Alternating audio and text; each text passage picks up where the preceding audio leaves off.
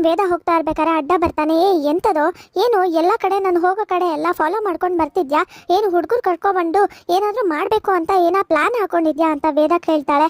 ಹುಡುಗರು ಕರ್ಕೊಬಂದು ಪ್ಲಾನ್ ಹಾಕೊಂಡು ಏನಾದರೂ ಮಾಡೋದು ನನ್ನ ಜಾಯಮಾನ ಅಲ್ಲ. ಬೇಕು ಅಂದರೆ ಒಬ್ಬನೇ ಬರ್ತೀನಿ, ಹೀರೋ ಥರ ಎಂಟ್ರಿ ಕೊಡ್ತೀನಿ.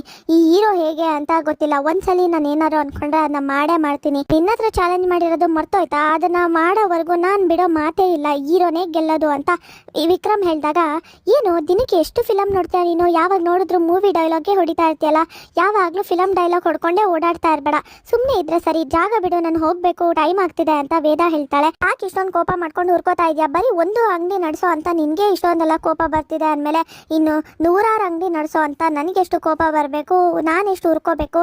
ಲೈಫಲ್ಲಿ ಇದೇ ಕೊನೆ ದಿನ, ನೀನು ಖುಷಿ ಸಂತೋಷದಿಂದ ಇರೋದು, ಇನ್ಮೇಲಿಂದ ನಿನ್ನ ಖುಷಿ ಯಾವುದೂ ಇರೋದಿಲ್ಲ, ಅದನ್ನು ನಾನು ಕಿತ್ಕೋತೀನಿ.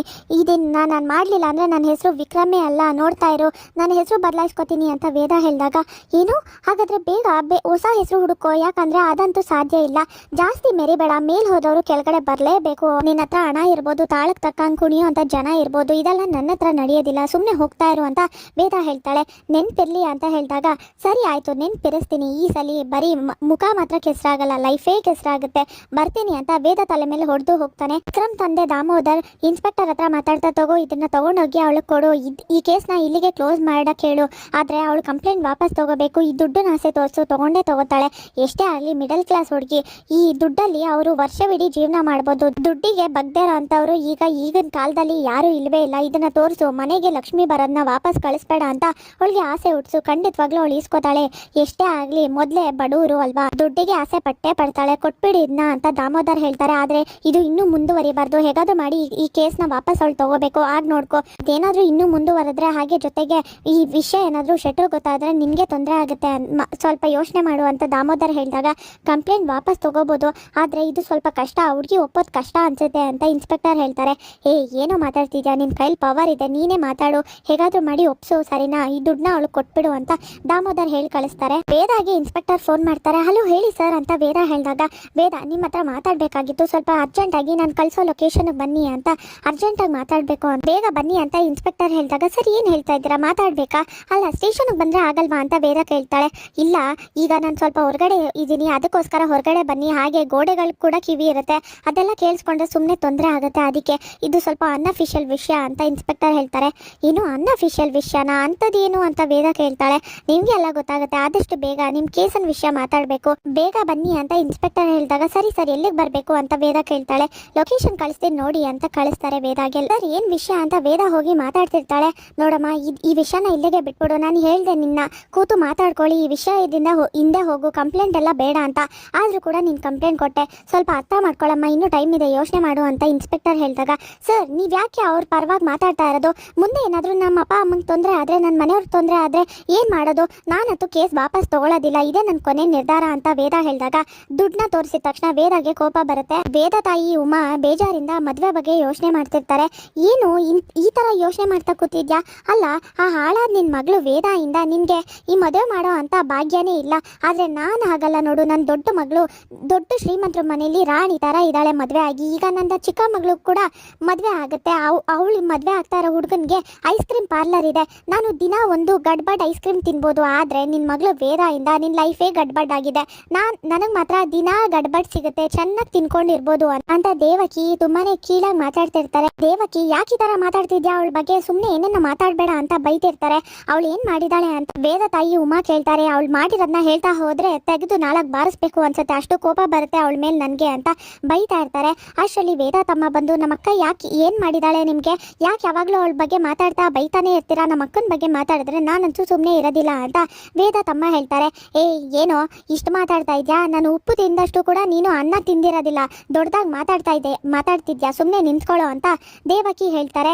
ಹೌದೌದು, ನೀವು ಜಾಸ್ತಿ ಉಪ್ಪು ತಿಂದಿರೋದಕ್ಕೆ ಈ ಥರ BP ಬರ್ಸ್ಕೊಂಡಿರೋದು ಅಂತ ಪ್ರಾಣಿ ಹೇಳ್ತಾನೆ. ಪ್ರಾಣಿ ಸ್ವಲ್ಪ ಸುಮ್ಮನೆ ಇರು ಅಂತ ವೇದ ತಾಯಿ ಹೇಳ್ತಾರೆ. ಅವನ್ನ ಸುಮ್ಮನೆ ಇರು ಅಂತ ಹೇಳಿ ನಾಟಕ ಆಡಬೇಡಿ, ನನಗೆ ಗೊತ್ತು ನೀವು ಮಾತಾಡೋದನ್ನ ಅವನ ಹತ್ರ ಮಾತಾಡಿಸ್ತಿದ್ದೀರಾ ಅಂತ ದೇವಕಿ ಹೇಳ್ತಾರೆ. ದೇವಕಿ ನಿಮ್ಮ ತಂಟೆಗೆ ನಾನು ಬರ್ತಾ ಇಲ್ಲ, ನಿಮ್ಮ ಪಾಡಿಗೆ ನೀನು ಇದ್ಬಿಡು ಅಂತ ವೇದ ತಂದೆ ಹೇಳಿದಾಗ, ಏನು ನೀವು ಮಾತ್ರ ಮಾತಾಡ್ತಿಲ್ಲ, ನಾನು ಮಾತಾಡ್ತಾ ಇದ್ದೀನಿ, ಹಾಗಾದ್ರೆ ನಾನು ಜಗಳ ಗಂಟಿನ ಅಂತ ದೇವಕಿ ಹೇಳ್ತಾರೆ. ನೋಡು ಏನೇನೋ ಮಾತಾಡಬೇಡ ಐಶ್ವರ್ಯ, ನಿನಗೆ ಮಗಳು ನನಗೂ ಮಗಳಿದ್ದಾಗೆ, ಅವಳು ಚೆನ್ನಾಗಿದ್ರೆ ನನಗೂ ಖುಷಿನೇ ಅಂತ ವೇದ ತಾಯಿ ಹೇಳಿದಾಗ, ಹೌದೌದು ಬರೀ ನಾಟಕದ ಪ್ರೀತಿ ನಿಮ್ಮದು, ಬರೀ ಸುಮ್ಮನೆ ಮಾತಾಡ್ತಿದ್ದೀರಾ? ನಿಮ್ಗೆ ಎಷ್ಟು ಹೊಟ್ಟೆ ಉರಿ ಇದೆ ಅಂತ ನಿಮ್ಮ ಮಾತಲ್ಲಿ ಮುಖದಲ್ಲೇ ಗೊತ್ತಾಗ್ತಿದೆ. ಬರೀ ನಂಜಿದೆ, ನಾನು ನನ್ನ ಮಗಳು ಚೆನ್ನಾಗಿರ್ಬಾರ್ದು ಅಂತಾನೆ ಬಯಸ್ತಾ ಇದ್ದೀರಾ. ಅದಕ್ಕೆ ನಿಮ್ ವೇದಾಗೆ ಮದ್ವೆನೇ ಆಗ್ತಾ ಇಲ್ಲ ಅಂತ ಕೋಪ ಮಾಡ್ಕೊಂಡು ದೇವಕಿ ಬೈದೋದಾಗ ಮನೆಯವ್ರಿಗೆ ಬೇಜಾರಾಗುತ್ತೆ. ವೇದ ದುಡ್ಡು ಎಷ್ಟಿದೆ ಅಂತ ಇನ್ಸ್ಪೆಕ್ಟರ್ನ ಕೇಳಿದಾಗ 2 ಲಕ್ಷ ಇದೆ, ಇನ್ನೂ ಬೇಕಾದ್ರೆ ಹೇಳಮ್ಮ ತರಿಸ್ಕೊಡ್ತೀನಿ, ನೀನ್ ಮೊದಲೇ ಹೇಳಿದ್ದಿದ್ರೆ ದುಡ್ಡಿಗೆ ಆಸೆ ಪಡ್ತಿದ್ದೀನಿ ಅಂತ ನಾನೇ ಈಸ್ಕೊಡ್ತಿದ್ದೆ, ಇದೆಲ್ಲ ಯಾಕೆ ಬೇಕಾಗಿತ್ತು ಕಂಪ್ಲೇಂಟ್ ಎಲ್ಲ, ಹೋಗ್ಲಿ ಬಿಡು, ಈಗಲಾದ್ರೂ ಗೊತ್ತಾಯ್ತಲ್ಲ ನಿನ್ಗೆ, ಇನ್ನೂ ಬೇಕಾ ದುಡ್ಡು ಅಂತ ಇನ್ಸ್ಪೆಕ್ಟರ್ ಹೇಳಿದಾಗ ಕೈ ಬಳೆ ಬಿಚ್ಚಿ ತಗೊಳ್ಳಿ ಸರ್, ಇದನ್ನ ಅವನು ಕೊಟ್ಬಿಡಿ ಅಂತ ವೇದ ಕೊಡ್ತಾಳೆ. ಆಗ ಏನಮ್ಮ ಇದು ಬಳೆ ಯಾಕೆ ಕೊಡ್ತಿದ್ಯಾ ಅಂತ ಇನ್ಸ್ಪೆಕ್ಟರ್ ಕೇಳಿದಾಗ ಎಂತ ಸರ್, ಅವನ್ಗೆ ನನ್ನ ಎದುರಿಸೋ ಅಂತ ಶಕ್ತಿ ಇಲ್ಲದೆ ಈ ತರ ನಿಮ್ಮ ಹತ್ರ ದುಡ್ಡು ಕೊಟ್ಟು ಕಳ್ಸಿದಾನ, ಈ ದುಡ್ಡಿಗೆಲ್ಲ ಆಸೆ ಪಟ್ಟು ಬಗ್ಗವಳಲ್ಲ ನಾನು ನನ್ನ ಕುಟುಂಬಕ್ಕೋಸ್ಕರ ಹೋರಾಡ್ತಿರೋದು, ನನ್ಗೆ ಅಷ್ಟು ಮಾತ್ರನೇ ಮುಖ್ಯ ಅಂತ ವೇದ ಕೋಪ ಮಾಡ್ಕೊಂಡು ಹೇಳ್ತಾಳೆ. ತಗೊಳ್ಳಿ ಸರ್, ಇದನ್ನ ಹಾಕೊಳ್ಳೇಬೇಕು ಅಂತ ವಿಕ್ರಮ್ಗೆ ತಗೊಂಡೋಗಿ ಕೊಡಿ ಅಂತ ವೇದ ಹೇಳಿದಾಗ ಯಾವ್ದಕ್ಕೂ ಯೋಚನೆ ಮಾಡು, ತಪ್ಪು ಮಾಡ್ತಿದ್ಯಾ ಅಂತ ಇನ್ಸ್ಪೆಕ್ಟರ್ ಹೇಳ್ತಾರೆ. ಅನ್ಯಾಯ ಮಾಡೋರೆ ಯೋಚನೆ ಮಾಡ್ತಿಲ್ಲ ಅಂದಮೇಲೆ ನಾನು ಕುಟುಂಬದ ಪರ ಹೋರಾಡ್ತಿದ್ದೀನಿ, ಒಳ್ಳೆ ದಾರಿಲಿ ಹೋಗ್ತಾ ಇದ್ದೀನಿ, ನಾನು ಯಾಕೆ ಯೋಚನೆ ಮಾಡಬೇಕು, ತಗೊಳ್ಳಿ ಇದನ್ನ ಆ ಗೂಂಡ ವಿಕ್ರಮ್ ಇದಾನಲ್ಲ ಅವನು ತಗೊಂಡೋಗಿ ಕೊಡಿ, ಹಾಕೊಳ್ಳಿ ಅವನು ಅಂತ ವೇದ ಹೇಳಿ ಹೋಗ್ತಾಳೆ. ವೇದ ವಾಪಸ್ ಮನೆಗೆ ಬಂದಿದ ತಕ್ಷಣ ಕಣ್ಣು ಮುಚ್ತಾರೆ. ಯಾರಿದು ಸೌಂದರ್ಯ ಅಕ್ಕ ಅಂದಿದ ತಕ್ಷಣ ಅರೆ ಯಾವಾಗ ಬಂದೆ, ಚೆನ್ನಾಗಿದ್ಯಾ ಅಂತ ಮಾತಾಡಿಸ್ತಿರ್ತಾರೆ.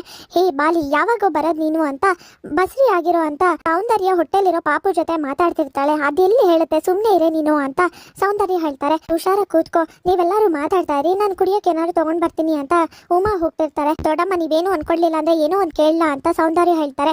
ನೀನು ನನ್ನ ಮಗಳ ತರ ಅಲ್ವಾ, ಬಸ್ರಿ ಹೆಂಗ್ಸು ಬೇರೆ, ಏನ್ ಬೇಕು ಕೇಳು ಪರವಾಗಿಲ್ಲ ಅಂತ ಉಮಾ ಹೇಳ್ತಾರೆ. ಅದು ನಿಮ್ ಕೈಯಾರೆ ಅವಲಕ್ಕಿ ತಿನ್ಬೇಕು ಅಂತ ಅನ್ನಿಸ್ತಿದೆ, ಮಾಡ್ಕೊಡ್ತೀರಾ? ನೀವು ಮಾಡಿರೋ ಅಂತ ಅವಲಕ್ಕಿ ತಿಂದು ಎಷ್ಟು ವರ್ಷಗಳು ದಿನಗಳೇ ಆಗೋಯ್ತು, ನನಗಂತೂ ಬೈಕೆ ಆಗ್ತಿದೆ, ದಯವಿಟ್ಟು ಮಾಡ್ಕೊಡ್ತೀರಾ ಅಂತ ಸೌಂದರ್ಯ ಕೇಳಿದಾಗ ಅಯ್ಯೋ ಖಂಡಿತವಾಗ್ಲೂ ಮಾಡ್ಕೊಡ್ತೀನಿ, ಬಸ್ರಿ ಹೆಂಗ್ಸು ನೀನ್ ಕೇಳ್ತಿದ್ಯಾ ಅಂದಮೇಲೆ ಇಲ್ಲ ಅಂತ ಹೇಳ್ತೀರಾ, ನೀನು ನನ್ನ ಮಗಳಿದ್ದಾಗೆ ಅಂತ ಉಮಾ ಹೇಳ್ತಾರೆ. ಸರಿ ಆಯ್ತು, ನಿಮ್ಮನ್ನ ಅಡ್ಗೆಲ್ ಮೀರ್ಸೋರು ಯಾರಿದ್ದಾರೆ, ಬೇಗ ಮಾಡ್ಕೊಂಡ್ ಬನ್ನಿ ದೊಡ್ಡಮ್ಮ ಅಂತ ಸೌಂದರ್ಯ ಹೇಳ್ತಾರೆ. ಅಯ್ಯೋ ಅಕ್ಕ, ಬೇರೆ ಏನಾದ್ರು ಕೇಳಕ್ಕ, ಹೇಗೋ ಅಮ್ಮನ್ನ ಅಡ್ಗೆಯಲ್ಲಿ ಮೀರ್ಸೋರು ಯಾರು ಇಲ್ಲ ಅಂತ ಹೇಳಿದ್ಯಾ, ನಾವು ಸಹ ಏನಾದ್ರೂ ತಿಂತೀವಿ ಅಂತ ವೇದ ಹೇಳ್ತಾಳೆ. ಹಾಗೆಲ್ಲ ಏನು ಇಲ್ಲ, ನಾನು ಈಗಲೇ ಹೋಗಿ ಕೂಡ್ಲೆ ಅವಲಕ್ಕಿ ಮಾಡ್ಕೊಂಡು ಬರ್ತೀನಿ ಅಂತ ಉಮಾ ಹೋಗ್ತಾರೆ. ಅವಲಕ್ಕಿ ಮಾಡ್ತಾ ಇರ್ಬೇಕಾದ್ರೆ ದೇವಕಿ ಬರ್ತಾರೆ. ಆಗ ಜೋರಾಗಿ ನಗ್ತಿರ್ತಾರೆ.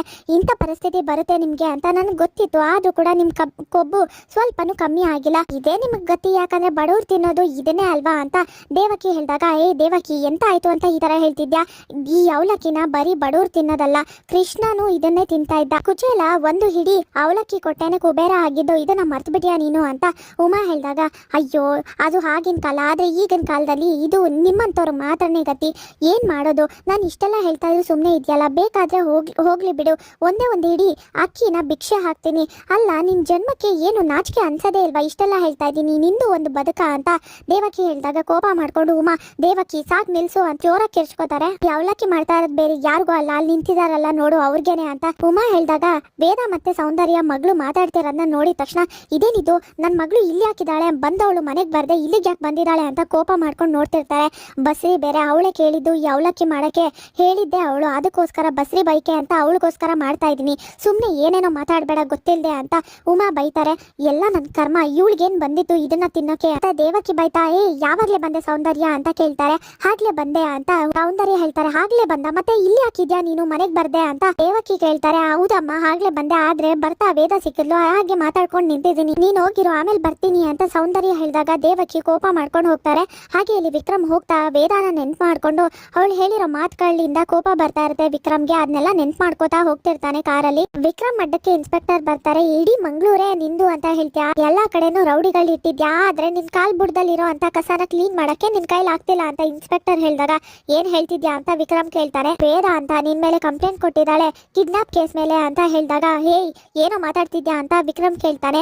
ತಗೋ ಈ ಬಳೆಗಳನ್ನ ಕೊಟ್ಟಿದ್ದಾಳೆ, ಇದನ್ನ ಹಾಕೊಂಡು ಮನೇಲಿ ಇರ್ಬೇಕಂತೆ ಅಂತ ಇನ್ಸ್ಪೆಕ್ಟರ್ ಕೊಟ್ಟಾಗ ಏನ್ ಹೇಳ್ತಿದ್ಯಾ ಅಂತ ವಿಕ್ರಮ್ ಕೋಪ ಮಾಡ್ಕೊಂಡು